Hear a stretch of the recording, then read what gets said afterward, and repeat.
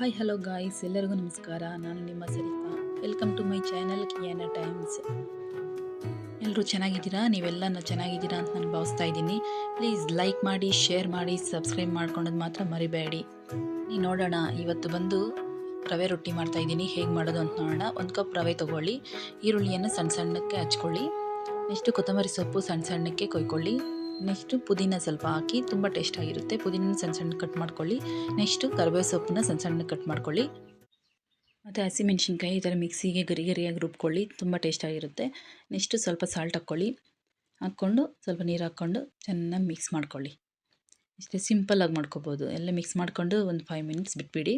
Next ಒಂದು ಹೆಂಚು ಇಟ್ಕೊಂಡ್ಬಿಟ್ಟು, ಅದು ಹೆಂಚು ಚೆನ್ನಾಗಿ ಬಿಸಿ ಆದಮೇಲೆ ಅದ್ರ ಮೇಲೆ ನೀವು ಫಸ್ಟೇ ಮಾಡಿಟ್ಕೊಂಡಿರ್ತೀರಲ್ಲ ರವೆದು, ಅದನ್ನು ಈ ಥರ ರೊಟ್ಟಿ ಥರ ತಟ್ಕೊಳ್ಳಿ. ಹೆಂಚು ಚೆನ್ನಾಗಿ ಬಿಸಿ ಮಾಡಿದ್ಮೇಲೆ ಸ್ವಲ್ಪ ನೀರು ಹಾಕ್ಬಿಟ್ಟು ಆಮೇಲೆ ತಟ್ಕೊಳ್ಳಿ, ಇಲ್ಲಾಂದರೆ ಬರಲ್ಲ ರೊಟ್ಟಿ.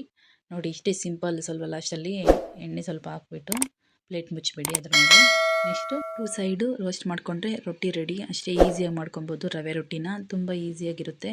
ನೀವು ಒಂದ್ಸಲ ಮನೇಲಿ ಟ್ರೈ ಮಾಡಿಬಿಟ್ಟು ಟೇಸ್ಟ್ ಮಾಡಿ ನನಗೆ ಹೇಗಿದೆ ಅಂತೇಳ್ಬಿಟ್ಟು ಕಾಮೆಂಟ್ ಮೂಲಕ ತಿಳಿಸಿ.